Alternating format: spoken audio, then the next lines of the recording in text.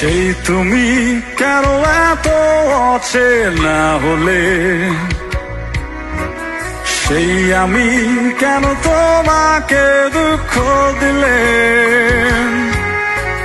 কেমন করে এত অচেনা হলে তুমি, কিভাবে এত বদলে গেছি এই আমি। বুকেরই সব কষ্ট দু হাতে সরিয়ে চলো বদলে যায়।